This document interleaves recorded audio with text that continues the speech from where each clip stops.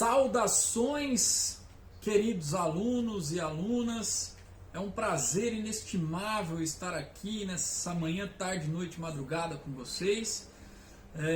Mais uma aulinha de Brasil Colônia, né? Crise do sistema colonial e movimentos emancipacionistas. Agora, de fato, nós vamos falar um pouquinho da crise do sistema colonial, né? De como a colônia acaba criando uma estrutura de rompimento com a metrópole e como também a metrópole está abarcada numa crise institucional. E nós vamos falar também das revoltas agora sim de caráter emancipacionista, ou seja, de caráter autônomo, que buscava autonomia política, de busca da independência de um espaço ou do Brasil todo. Certo? Então, vamos falar um pouquinho de crise do sistema colonial. Para a gente ter em mente o período que a gente está estudando, é preciso refletir um pouquinho o que está acontecendo na Europa na metade do século XVIII. Há um desenvolvimento bastante interessante de uma maturidade burguesa. Ou seja, aquela burguesia que se desenvolveu ao longo da Idade Média, né, da Baixa Idade Média, chegou agora, mais ou menos em 1750, com um poder econômico bastante desenvolvido e com uma maturidade política. Ou seja, ela começou agora a querer administrar o Estado também. Então, não só os mandos do rei na organização do mercantilismo era mais interessante para a burguesia. A burguesia agora buscava, na verdade, um Estado que não reforçasse os laços com a nobreza, mas sim que reforçasse, desenvolvesse e construísse laços onde a produção capitalista seria a melhor alternativa. Então há uma diferença bastante clara aí no desenvolvimento dessas duas formas de administrar o Estado. Na forma do Estado absolutista, né, que tem o desenvolvimento do mercantilismo como um dos seus alicerces, da acumulação de ouro e prata, da balança comercial favorável, do intervencionismo econômico. Tudo isso para sustentar os privilégios da nobreza. Do outro lado, nós temos uma burguesia que conseguiu se desenvolver a partir do mercantilismo, mas com essa acumulação constante de recursos, ela passou a investir em ciência, investir em tecnologia e vai reestruturar esse capitalismo. Ou seja, esse capitalismo ele vai deixar de ter uma característica essencialmente comercial para passar a ser um capitalismo essencialmente produtivo. É disso mesmo que você está pensando, né? Não é no final do século XVIII que nós temos a Revolução Industrial, as indústrias, a produção? Então, é essa fase em que a burguesia passa a ter uma maturidade econômica e a pensar numa organização estrutural de um Estado que poderia beneficiar a produção capitalista. Ou seja, um Estado voltado para os negócios, né? Um Estado onde seria um instrumento da burguesia para viabilizar a produtividade e a reprodução capitalista, certo? Então, eu não sei se vocês estão vendo, a burguesia, nesse século XVIII, sobretudo da metade para o final, se coloca como uma inimiga de classe da nobreza, de fato. Enquanto a nobreza utiliza essa estrutura capitalista apenas para sustentar os seus privilégios, né? Agora a burguesia não quer mais essa nobreza no seu caminho, porque esse Estado ele acaba gastando com coisas que são consideradas supérfluas, né? Então, ou seja, é importante que o Estado esteja organizado e que possibilite reprodução constante de negócios, certo? Então, tá aí essa luta de duas classes específicas que nós vamos ver no desenvolvimento do final do século XVIII, que é a nobreza representada aí pelo rei e a sua corte versus burguesia que almeja conquistar o Estado. Bom, quais são então as ações práticas desses ideários que estão sendo construídos no século XVIII, né? As ações práticas são sobretudo três. Primeira, a Revolução Industrial a partir de 1760, certo? Segundo, 1776, nós temos a independência dos Estados Unidos. Esse é um ponto interessante também, que pode ser colocado no escopo do desenvolvimento burguês iluminista. E o terceiro ponto, que é a maturidade da burguesia francesa, que é a Revolução Francesa. Ou seja, é o corte de cabeça do rei para tentar afastar, de todo modo, o antigo regime, a nobreza da administração do Estado. Então veja que interessante, né? A burguesia conseguiu produzir aspectos ideológicos num primeiro momento, né, que ficou caracterizado como iluminismo, né? Ou seja, nós temos direitos que são considerados naturais dos indivíduos, ou seja, o direito à vida, o direito à liberdade, o direito à expressão, né, o direito à propriedade, tá? E também uma forma de enxergar a sociedade e o Estado que seria no seguinte sentido: o Estado, ele necessitaria de ser administrado por pelo menos mais que uma pessoa, ou seja, por um corpo de pessoas, sejam eles detentores de propriedades ou não. Ou seja, o importante agora não era ter uma história, uma patente da nobreza, mas o importante seria se constituir como um cidadão, certo? Como ter alguns direitos, e a partir desses direitos o Estado se organizar e passar a ser um Estado representativo, não um Estado absoluto, um Estado de posse do rei, certo? Então, o desenvolvimento do iluminismo é isso, dessa corrente teórica, né? Rousseau, o John Locke, né? Até de certa forma o Hobbes, esses teóricos chamados contratualistas, Voltaire, por exemplo, esses teóricos chamados contratualistas, eles vão criar as bases teóricas para aquilo que depois se transforma em revoluções, né? Que é a independência dos Estados Unidos, que é a Revolução Francesa, que é a Revolução Industrial. Bom, então, o que a gente vê aí, né? Entre aspas, seria uma tentativa de construção lá na Europa de uma sociedade sem privilégios, de um questionamento da fé e de um questionamento do intervencionismo estatal na economia para acumulação do rei e sustentação da corte, tá? Então, nesse cenário que a burguesia faz estremecer, chacoalhar a estrutura do antigo regime. E essa estrutura, ela já estava sendo chacoalhada, né? No início, vamos dizer assim, do século XVIII, e aí nós vamos ter o despotismo esclarecido, que nós já falamos sobre o Pombal, né, a partir de 1750 no Brasil. Mas no final do século XVIII, nós vamos ter aí um estremecimento total, onde o rei não vai conseguir mais dar conta de sustentar o seu poder. Então esse ideal liberal, o liberalismo, que é uma corrente de dentro do iluminismo, ganha força em todos os cenários, né? A burguesia ganha força com o seu ideal de vida e, obviamente, nós vamos ter até uma disputa dentro desse liberalismo. Alguns queriam só o liberalismo econômico, como a grande burguesia francesa, os girondinos, por exemplo. E uma outra parte da burguesia, que seria a baixa burguesia, vamos pensar assim, né, queria a liberdade até as últimas consequências, que seria, beleza, liberdade econômica, mas liberdade política também, certo? E aí temos um ponto interessante. Quando se fala em liberdade política, os colonos que vivem na América, por exemplo, que muitos deles estudam na Europa, passam a falar, opa, liberdade política? Então isso significa que nós podemos sim construir um Estado-nação na América, longe da metrópole, romper com o pacto colonial. Então você está vendo como essa produção de ideias que tem naturalmente a essência burguesa acaba reverberando na estrutura colonial, onde esses colonos tentam se apropriar desses ideais para costurar uma possível emancipação do território americano, né, como um todo, da América como um todo, tá? Mas nós estamos falando do Brasil especificamente. E dentro desse cenário, nós temos aí pelo menos 3 movimentos interessantes aqui que buscam essa emancipação. Esses 3 movimentos a gente pode dizer que eles não conseguiram atingir o objetivo final, que é a emancipação, que é a autonomia regional, que é a independência.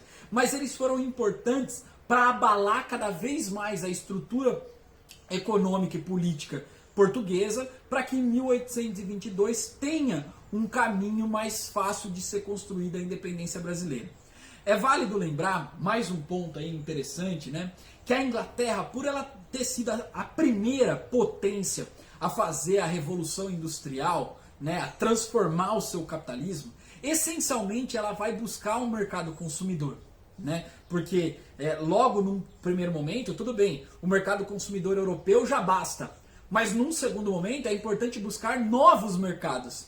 E aí, buscando esses novos mercados, a Inglaterra vai buscar sim trazer as suas mercadorias para a América. Primeiro, passando pela Espanha e por Portugal, através dos seus pactos coloniais com os seus territórios coloniais aqui, né? Mas num segundo momento, a Inglaterra será a mediadora das independências, vamos dizer assim, americanas, certo? É válido lembrar que a Inglaterra também passou por um processo de emancipação das suas colônias, né? E um segundo ponto que a gente tem que lembrar, né? Que a Inglaterra, conforme ela vai desenvolvendo a sua revolução industrial e buscando novos mercados consumidores, ela também está buscando pessoas que possam consumir os seus produtos para ampliar os seus negócios, certo? Lembrando sempre nesse caráter expansivo, eternamente expansivo do capitalismo, né? Então, essa Inglaterra vai passar a defender, inclusive, a abolição da escravidão, tá? Então é por isso que nós temos aí a ideologia burguesa, a ideologia iluminista, tendo como os principais pensadores a burguesia que vai caracterizar mais como uma burguesia produtiva, que não seria a burguesia portuguesa, porque é uma burguesia comercial, não seria a burguesia espanhola também, porque é uma burguesia comercial, mas sim a burguesia produtiva que estaria na Inglaterra e estaria na França, certo? Então são esses dois países que vão colocar mesmo na transformação do capitalismo, né, Portugal e a Espanha como potências de segundo escalão da Europa. É nesse momento, por conta da crise colonial, já que essas duas potências dependiam muito das suas colônias para sustentar toda a economia, e esses dois países, Espanha e Portugal, consumiam os produtos da Inglaterra e da França, né, que eles vão ser transformados em potências de segundo escalão na Europa, e aí sim a Inglaterra e aí sim a França sendo as orientadoras da política econômica e da política institucional da Europa, certo? Bom, então é nesse cenário de liberalismo que a gente vai falar do nosso primeiro movimento emancipacionista, o mais conhecido deles, que é a Inconfidência Mineira, que aconteceu em 1789.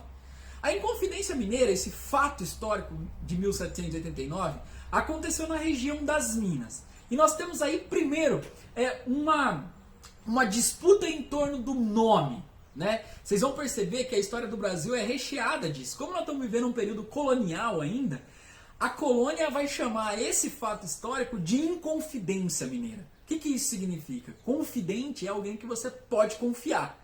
Inconfidente é alguém que você não pode confiar. Então chamar de Inconfidência Mineira significa não podemos confiar nos mineiros. Foi alguma coisa que quebrou a nossa confiança.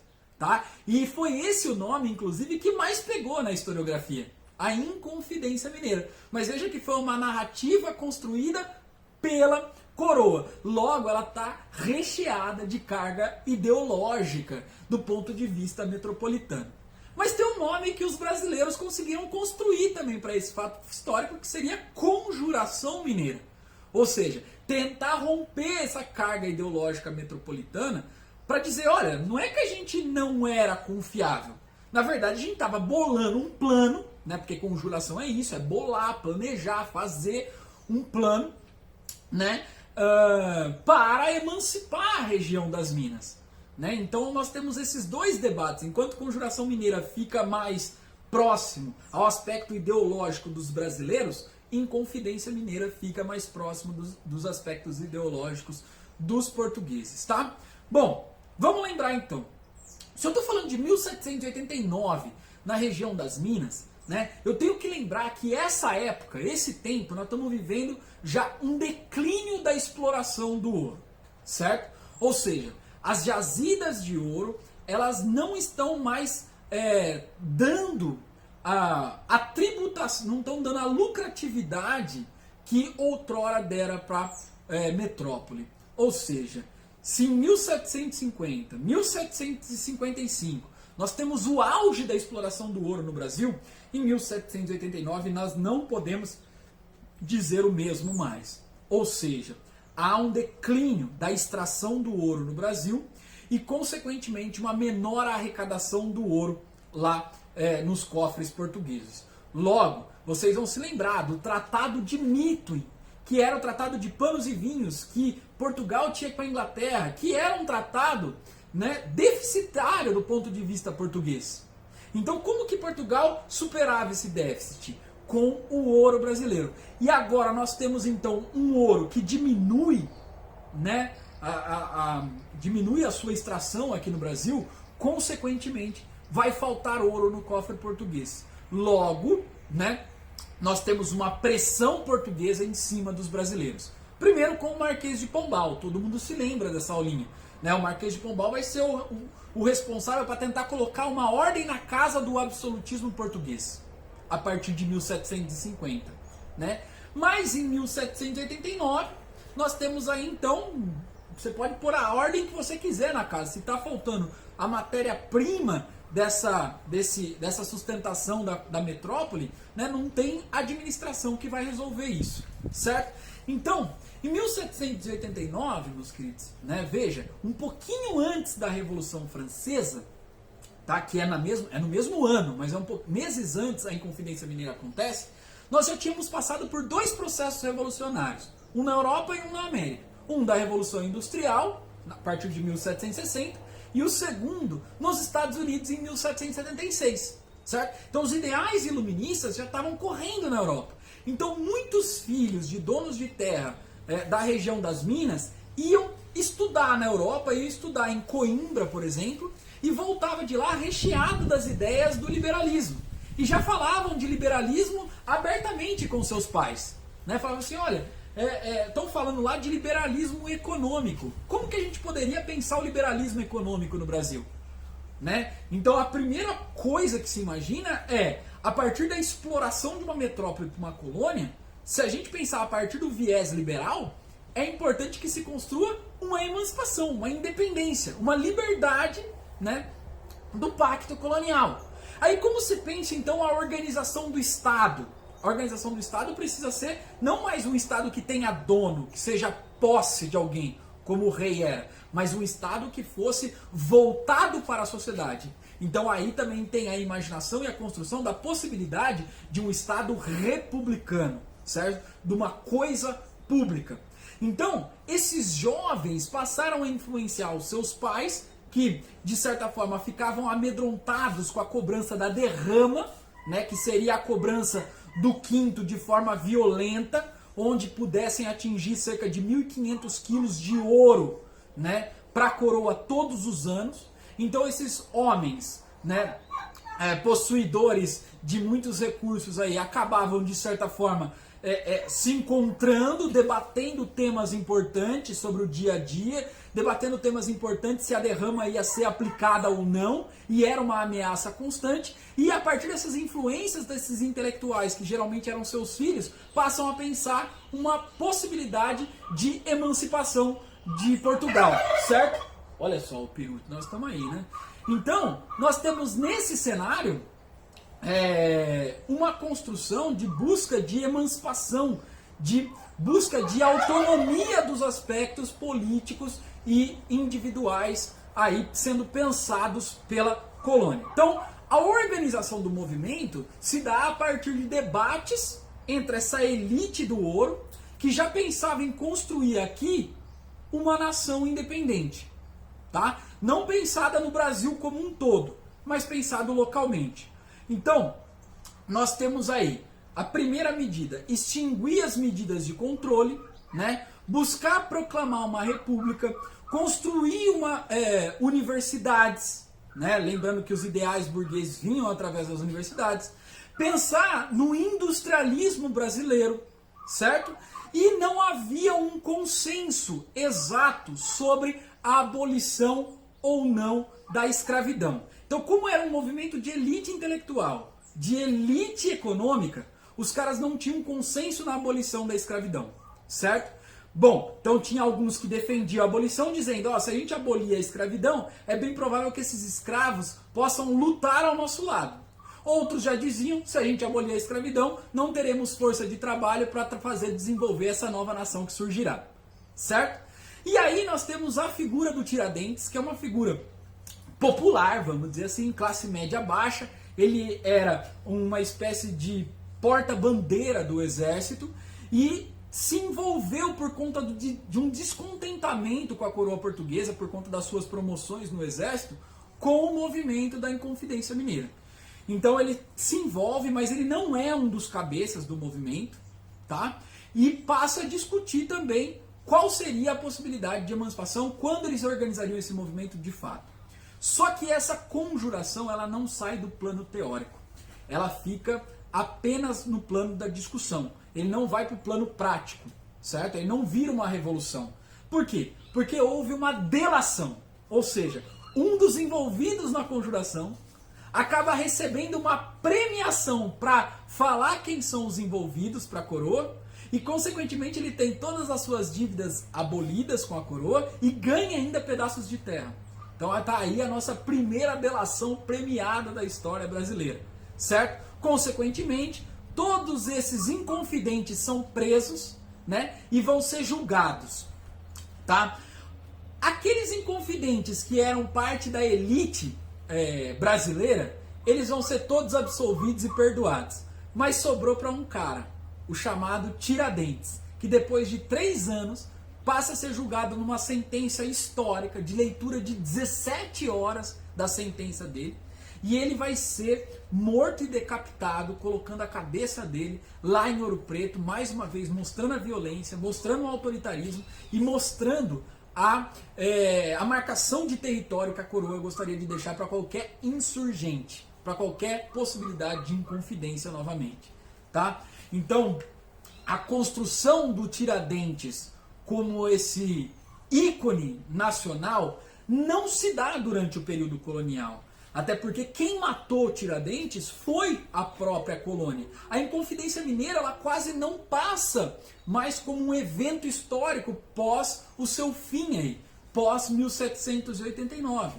Quem vai resgatar esse movimento em mais para frente, esse movimento de 1789, são os militares, 100 anos depois, em 1889, na proclamação da República, certo? Então, é nesse cenário, nesse movimento, que se constrói a imagem do Tiradentes 100 anos depois como o cara da construção da República. Porque a Inconfidência Mineira foi o primeiro movimento de tentativa republicana. E além do mais, Tiradentes era um militar. Lembrando que quem proclamou a República no Brasil em 1889 também foram os militares, certo? Então, é assim que a gente constrói a nossa memória, junto com essa história oficial, né? E Tiradentes passa a ser narrado como um mártir, como Jesus Cristo, por exemplo. Você deve se lembrar do quadro que representa ele lá todo esquartejado, em forma de com uma cruz colocada no quadro que está sendo retratado, né? O corpo parecendo a silhueta do Brasil e assim sucessivamente. Beleza? Então essa é a Inconfidência Mineira, o primeiro movimento emancipacionista. O nosso segundo movimento emancipacionista é a Conjuração Baiana, em 1798, tá? Essa conjuração, ela é o primeiro movimento, e praticamente o único desse período, de caráter popular, essencialmente popular.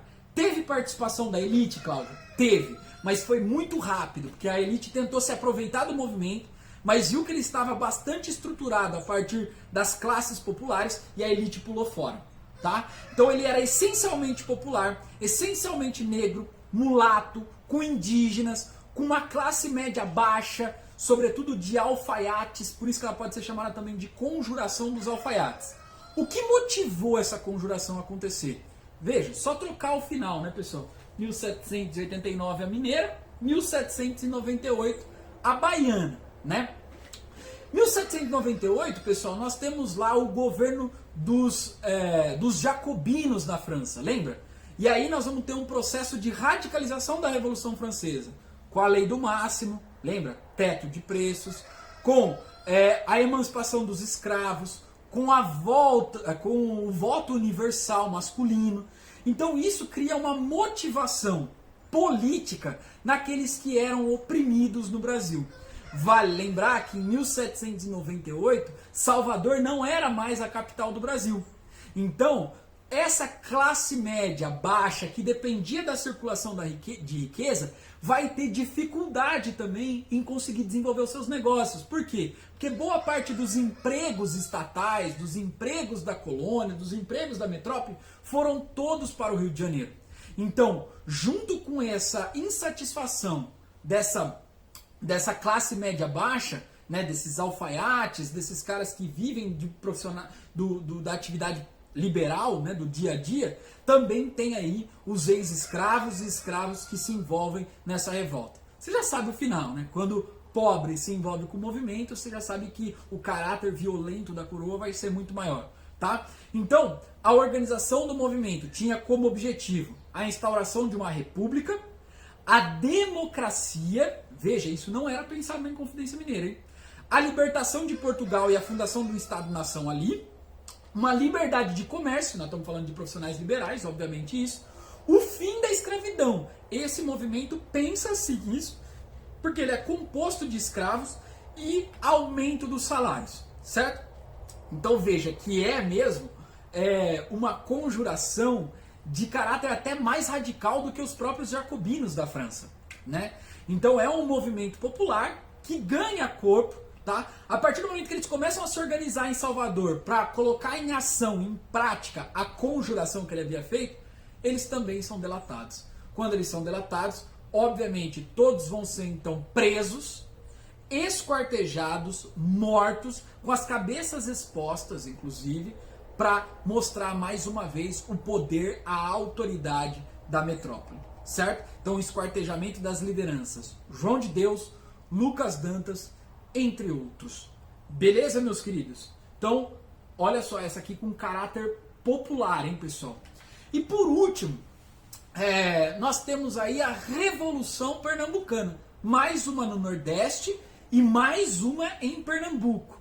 Insurreição Pernambucana, Guerra dos Mascates, Revolução Pernambucana. 1817. Veja que eu dei um salto agora, né? De mais ou menos 20 anos. Então, o que acontece no Brasil em 1817? Bom, os ideais da burguesia, pessoal, eles sofreram, obviamente, um baque a partir do Congresso de Viena de 1815, né, que é uma tentativa de retomada do antigo regime, mas, só que uma vez experimentados os ideais liberais na política, obviamente que esses ideais é só questão de tempo para vencer as estruturas políticas da Europa, né? Então, é uma retomada do antigo regime na Europa, mas em 1830, depois em 1848, com a Primavera dos Povos, o antigo regime não volta mais para a Europa, certo? Então, os ideais liberais, embora tenha sofrido uma derrota momentânea, já estava bastante dissipado, não só lá na Europa, como aqui no Brasil também. E essa Revolução Pernambucana acontece exclusivamente por conta de dois fatores. O primeiro, há uma decadência do açúcar em Pernambuco, a gente já sabe disso, né? Faz um tempo já isso acontecendo, né? Por conta do açúcar agora produzido em maior escala pelos holandeses, e há também uma popularização dos preços na Europa, então há uma crise daquela acumulação que se tinha, agora não tem mais. E o segundo ponto, né? Agora, em 1817, nós vamos ter essa aula ainda, tá? Nós vamos ter essa aula ainda. Mas como a gente está falando de revoltas emancipacionistas, nós temos que falar dela agora.